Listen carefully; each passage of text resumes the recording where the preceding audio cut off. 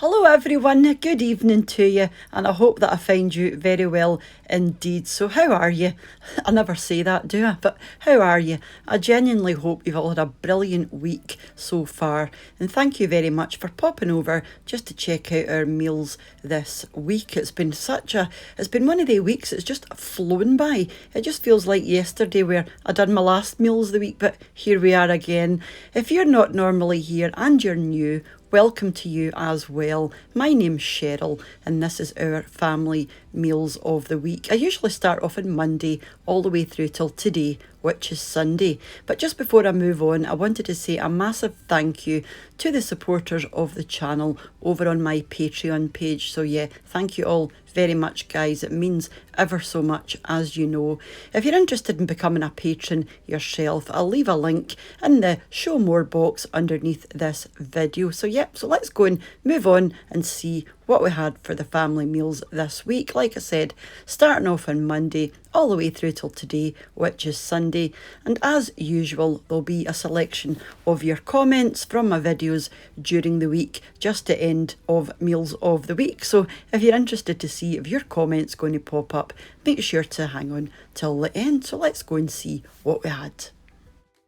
Starting off on Monday, and we had pork chops. I got these pork chops from the butcher, and these ones are just absolutely phenomenal. The flavour of butcher meat, I don't think you can beat.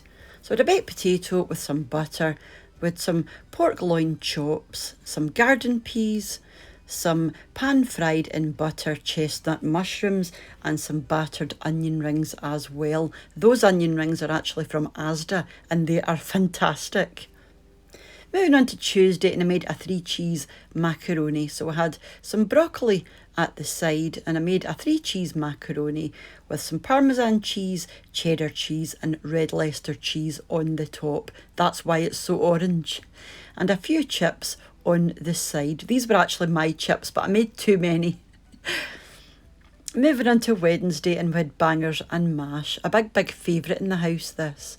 So I had some creamy mashed potatoes, some pork sausages, and of course we've got to have baked beans on the side of something like this, and this was super tasty. An absolute classic, that one, but classic for a good reason. Moving on to Thursday, and we had fried chicken. This is very similar to the chicken schnitzel that I done last week, and any of these recipes that I've done a video on, I will leave in the show more box down below as well. Again, we had a wee jacket potato with butter and some sweet corn and a wee wedge of lemon just for the top of the chicken. Really nice, that. And moving on to Friday, something we have most weeks is my cheeseburger pasta bake. You know, it is just as it sounds. It's macaroni, ground beef, onions, cheese, tomato soup, and it's fantastic. It doesn't look great, but it's so delicious. And we had that simply with some sliced tomatoes and fresh black pepper on the top. And again, this is it just out of the oven, and I'll leave the recipe for this along with the others in the show more box. And so many of you have gone on to make this and said it's really nice, which it is. Moving on to yesterday, and we just did a bit of a chicken pot pie, but not really, but kind of. We had some creamy mashed potatoes, some garden peas, and a wee bit of puff pastry on the top. And moving on till today, and I made a cottage pie, and again I'll leave the recipe for this down below underneath the video. So I had a vegetable medley of broccoli, baby corn, green beans and carrots, and a wee bit of cabbage. And that's the cottage pie there, and it's absolutely beautiful as well. Another classic. We do tend to make a lot of these meals that, you know, they are quite old-fashioned classic recipes, but that's just the kind of thing that we like as a family. So thank you very much for watching, guys. If you're leaving at this point, thank you very much for watching. It does mean ever so much, and hopefully I'll see you back, or you might choose to subscribe. For everyone else that's staying on, this is just a very small selection of your comments from my videos this week. So let's go and see what you were saying. So your first comment this week from Andrew Roberts. He's written, a good selection. I used to love those crisps when I was little. Smith's crisps with the little blue salt bag. Yeah.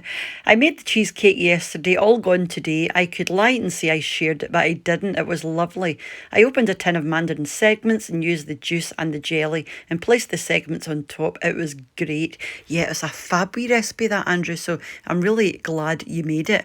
You know, it is really easy. It just takes a wee bit of time to set, but it's well worth the wait. So yeah, glad you made it and glad that you liked it. Yeah, the crisps, those were one of my favourites when I was young as well, and I just haven't seen them for such a long time. If you're not in this country and you don't know what Smith's crisps, the salt and shake crisps are, they're basically unflavoured crisps. They've got no flavouring on them at all, and inside the crisp bag there's a very small sachet of salt, and you just tear the top off the sachet and you would sprinkle it onto your crisps and give the bag a good shake. That's why they're called salt and shake. But yeah, they're so nice, and it lets you adjust, you know, the salt to your own taste as well, which is excellent. You know, if you've got a low salt diet or you're trying to watch your salt intake, yeah, it's good for that as well. So yep, thank you for your comment.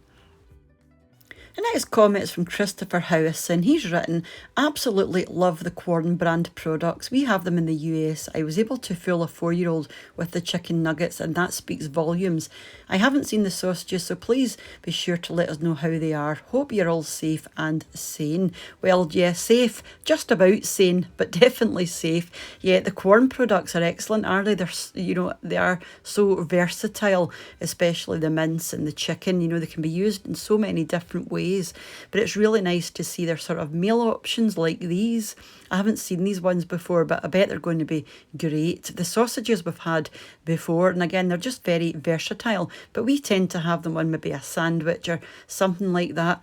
And I would say they taste sort of chickeny. I would compare them to the sort of texture and taste of chicken. They don't have a great deal of flavour, but the texture's pretty good. So if you think along the lines of chicken sausage, that's what I would say. But obviously there's no chicken in them because they are vegetarian. So yeah, hope that gives you a better idea, and I hope they make their way over to you soon. So thank you very much for your comment, Christopher.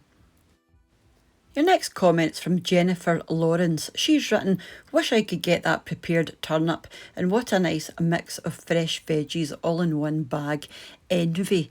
Yeah, we're quite spoiled that way, Jennifer. We do have a lot of these prepared vegetables, and they take a lot of the hassle out, especially something like the mashed turnip, where you'll know yourself if you buy a turnip how much waste there actually is by the time you top and tail it and get the skin off and you boil it and mash it, how much you've actually got left compared to what you started with. So I find, especially with the mashed turnip, it's just it just saves any waste, and you end up what you see is what you get, and it goes a lot further. So yeah, we love the mashed turnip, but it's a pity you don't have it where you are, but hopefully one day you'll get it in your neck of the woods. So thank you very much for watching and leaving your comment.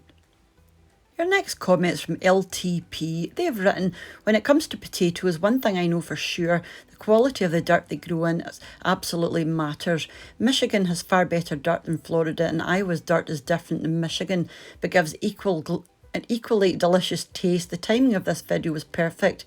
So I was just having dinner of cottage pie based on your very first video. Oh my goodness, that was a while ago, as I often do these days, but only changed a little bit by adding a few sprinklings of Worcestershire sauce to the ground mince. Side note, don't mind the flurry of notes I will be leaving in the coming week, as I'm finally playing catch up with your vids. Hugs to Jasper.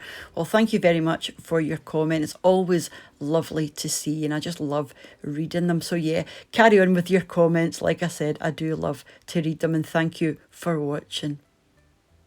And these are the potatoes here, and they are fabulous, and I completely agree that the quality of dirt has got to have something to do with it. But these potatoes you can only get around about this time of year, so that's why they're a wee bit more expensive than they would normally be. But we just love our Ayrshire tatties. They are famous after all.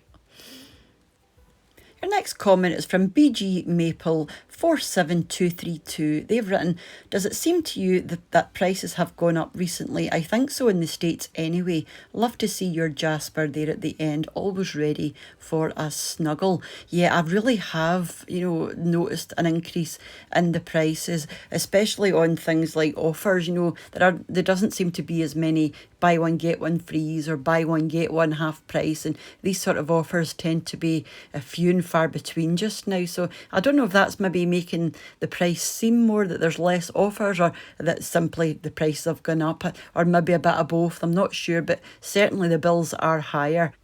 And here's wee Jasper here. He loves nothing more than to be cuddled up on the sofa at night on his blanket. He's just one of those cats. He's so sooky and he just loves human attention. So thank you very much for your comment, and thank you very much for watching. Hopefully see you next week. So bye for now. Last comment this week from Life with Christine. Hi Christine. She's written, I agree with you, Cheryl. You did get a lot for the money. How many sins are those ice lollies? Now Christine is actually following Slimming World, as am I. And Christine, I don't know if you know, but Slimming World have a good app. You just go into the app store and download the Slimming World app. And on there you can do a food search. If you're not sure about something, you just type it in and it'll bring it up along with the sin value. And as you can see, those are 5 sins each. Now I've been following Slimming World since the end of February and I've lost nearly 3 stones, and it's an incredible diet where you really do have a lot of success with it, if you follow it properly. It's quite hard to get your head round, I completely agree. You've got a table, or you've got an A table, you've got a B table. Your A table is basically like your milk, your dairy, yogurt, cheese, these kind of things, and you've got an allowance from that. And then you've got your B table, which is like all your breads and things, and you get a daily allowance from that. And then you've got all of your free foods, and then you've got all of your speed foods. All of your speed foods are like all of your fruits and vegetables, and you can have as many as you like, and that does include potatoes and starchy vegetables. You can have as many as you like, and those are what they call free foods, which is basically free of any sins. Now your sins are your daily allowance of sort of naughty things, and depending on your weight, you'll get between 10 and 20 sins. The more weight you've got to lose, the more sins you will be allowed to have. The less weight you've got to lose, the less sins you will be allowed. And that's a sort of daily, a daily amount of sins to play around with if you're finding yourself needing a wee sweet treat or something like that. So that would be 5 of your sins should you decide to have the ice lolly. And Slimming World do their own range of sort of snacks and things, and they tend to be less sins. So it's it's quite complicated, but the best thing to do would be to speak to your consultant, run through the plan again if you're unsure about it. But once you've been doing it properly for a few weeks, it just comes as second nature to you. It really does. And yeah, high protein foods are also free, so your lean meats and bacon, chicken, minced beef, things like that, these are all free foods. Fish is free, your tuna's free, potatoes, rice, pasta, that's all free. So these, if you're having a meal or you're having breakfast, you shouldn't be using any sins, because you've still got your daily allowance from your bread and your dairy, if you want to have like toast and butter or something like that. So you shouldn't be really consuming any sins on your breakfast and lunch and dinners. Your sins are purely there just if you do want a wee snack or a wee cheat. So if you are unsure though, Christine, I would definitely go again and speak to your consultant and just say you're a wee bit confused. But like I said, once you've been doing it a couple of weeks, it's like second nature. But thank you all. Sorry for that ramble there, guys, but I really did. I wanted to just put that wee bit in for Christine because I think she's struggling a wee bit trying to get her head around it. But thank you all very much if you've hung on till the end of the video. Very much appreciated. And I will catch up with you during the week back here on What's for Tea. So take care and bye for now. Bye now.